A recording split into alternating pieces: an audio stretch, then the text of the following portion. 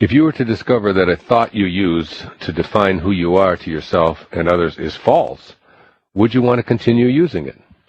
Obviously, I've posed this as a rhetorical question, since those who listen to a program titled Excuses Be Gone probably don't want to hang on to anything that is preventing them from improving their quality of life.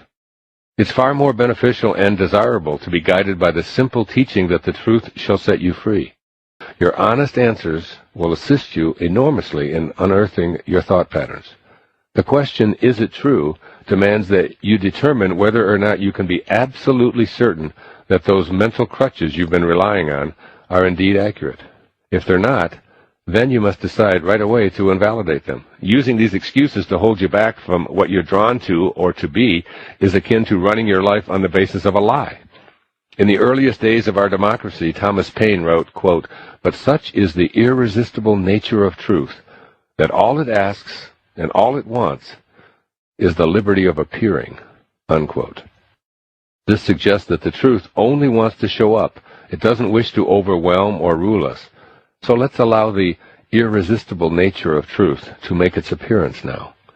Under close scrutiny, the old familiar explanations almost always turn out to be false. So it's important to test their truth. There will be family drama as an excuse. This is one of those rationales people employ all the time to explain why they feel stuck or otherwise precluded from living the life they desire. On and on go the reasons for staying put and doing the bidding of family members. My parents would have a fit. Everyone would be so upset with me. No one in my entire family has ever done such a thing. I'd be labeled a troublemaker or a rebel. No one has ever stood up to my father before. It would be a nightmare, and so on. If you tend to use this excuse, ask yourself, can I be 100% certain that there will be family drama if I take the action I'm contemplating? Does the possibility exist that I could do the thing I desire and not generate any outbursts? If the potential exists that there won't be any problems, then this excuse has to go into the not true category. The opposite thought of there will be family drama is, there will be no family drama if I carry out my plans as I would like them to unfold. You may think that without this excuse you'd be on the risky path of doing something you're avoiding, but think again. You have a choice to believe that there will either be a family disruption or there won't. Since either one has the potential to be true, why not opt for the thought that could bring about your desired result? By staying aligned with the idea of loved ones who will both understand and support you in your desire, you may very well see that happen.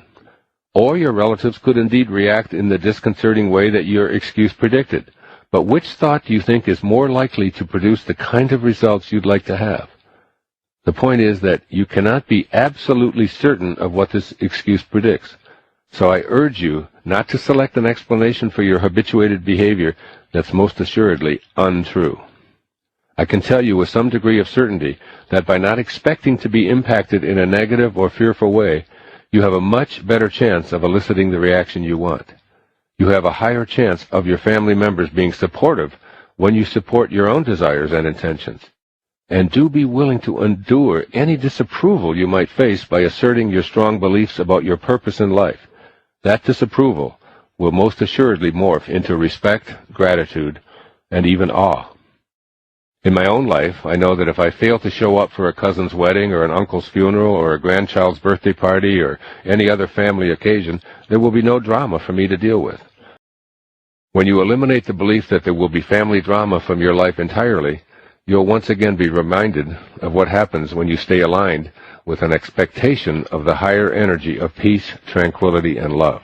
You'll be so much more likely to see this peaceful attitude emerge than if you're angry, frustrated, and hurt because no one understands you in your family. No one will help me. This excuse belongs in the blame category. Is it always somebody else's fault that you're unable to manifest the happiness, success, and health you'd like? Do other people keep letting you down? Does it seem as if it's next to impossible to get things done because you can't find anybody to lend you a hand? I'm not suggesting that you're unable to accomplish your dreams without the assistance of others. Rather, I'd like you to consider the validity of the premise that there's no one there to help you. Ask yourself if you can be 100% certain that there won't be anyone out there to help you or that you're in this all alone. If any possibility at all exists that there are people to help you, then you must reject this belief as a falsehood that you've chosen to use as a guidepost for your life. The fact is, there's a limitless number of potential helpers out there, but they may be kept away from you because you keep trying to validate an incorrect belief. Revise this excuse by affirming, whatever help I require will show up when I need it, and I trust that it's already here and on its way to help me fulfill my highest good. This kind of thinking is just as likely to be true or false as your original excuse is, so why not go with it? Such a favorable notion aligns you with how the universe truly works. There are billions of human beings on this planet, so why conclude that there's no one to help you accomplish what you feel called upon to create? The answer lies in the blame game, which is a meme planted in your mind by others who have been plagued by mind viruses also. It's just as likely that aid will be there when you need it as that it won't be there. So what's the point of using precious mental energy on an excuse that's much more likely to produce an undesirable outcome? You have the option of using that same energy to produce a desirable outcome. Shift your focus off of yourself and your ego desires and onto, how may I serve?